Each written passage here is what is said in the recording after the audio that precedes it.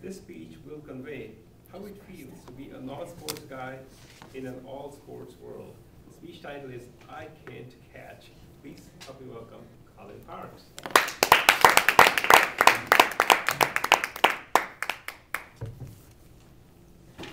Thank you, Toastmaster, Toastmates. Welcome guest, Mary. The last time it happened to me, I was in the gym at the YMCA, and it always happens naturally enough. Casual conversation. Hey, catch that game? And I know what it is. It's an icebreaker. It's a way to get to know somebody. It's a friendly gesture, right? But to me, always feels like a punch in the gut. I don't know what to say. And so I stammer. I might throw something out there like, yeah, man, or yeah, hell of a game. But I don't know what I'm talking about. And pretty soon, they figure I don't know what I'm talking about too. And I end up kind of scuttling away like a crab going into a shell. It's something that I'm aware of, but I can't get away from. And everybody knows it. I can't even pretend. Last weekend, my wife and I were sitting down reading through the newspaper, and somehow the sports page ended up open in front of me. And my wife looked over and she began to giggle. And it was really more of a laughter. It was kind of vociferous laughter. I gauged that when the coffee came spraying out of her nose. And it's not that I don't understand the importance of knowing the language of sports. I'd like to know what love means in tennis. I'd like to know what a fourth down is and why the hell it's so important. What I'd really like to know is why when those cars go around and around and around and around, it's so exciting to so many people. It's this common language among men that I just don't share. I've never shared. And it puts me at this disadvantage. There are things that I love. There are hobbies that I have. I work out. I try to stay in shape. I read. I write.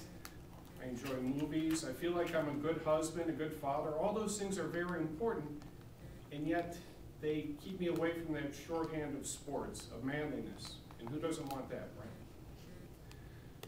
So I've been thinking about this more lately. About 5 months ago, my son was born. And I thought about all the implications of having a son in this non-sports world of mine and what that meant to me growing up. I've got a 19-year-old daughter who I adore, but she never got into sports. And I think about the importance of teaching him what I know, and I worry that my feelings about sports, my aversion to sports, may somehow affect him in a negative way. Any parents here know that our first goal is to always protect our kids, to keep them safe, to keep them away from ridicule. And I know what I went through when I was a kid, not knowing those things. So I think, what should I do to try to extend that opportunity to him, make him knowledgeable about sports? And I just don't know. I talked to my daughter about it, who later in her high school career got involved in swimming. And it gave her an opportunity to connect with people in a way that I never did. And so I talked to her about it, and I said, would it have made a difference to you if I would have encouraged you more to get into sports? And she smiled at me. And she said, do you remember the one time we played catch? One time. And I did, unfortunately, remember that time.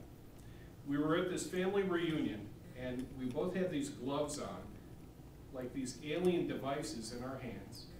And I toss this ball to my daughter, and she sees it coming, and she sees it coming, and boom, hits her in the head. Dad of the year, right? And I had never given her that key piece of advice. And so I think about that now, and I think about what I might be able to offer my son. And it doesn't have to do with sports. Maybe it has to do more with life. And I think about that day with my daughter, and the one bit of advice that I might have shared with her. Just a few words. Always keep your head up. Thank you. I'm sorry.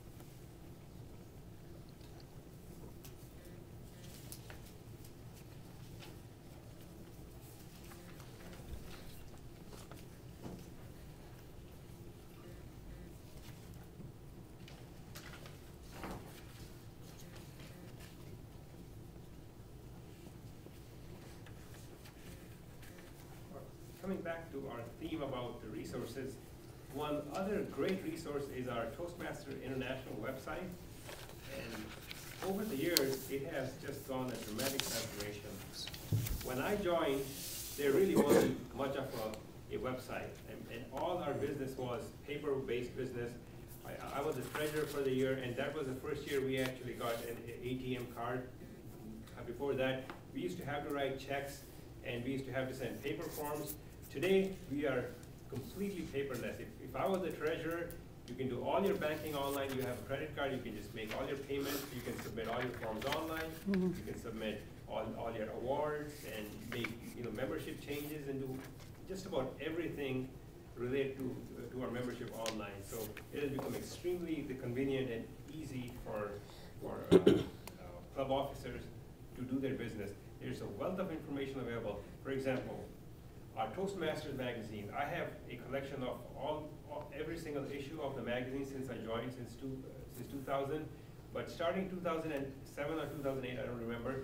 Now they're publishing all the magazines on the web itself. So you don't have to keep your copy. It's an online copy, so it's much easier. You can download it. It's searchable.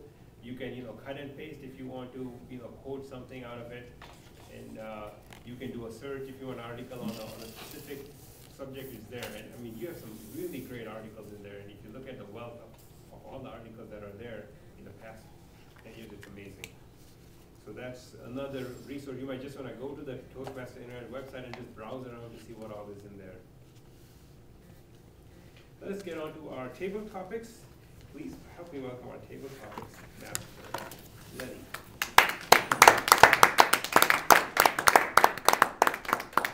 Well, I put a lot of thought into today's table topics to try to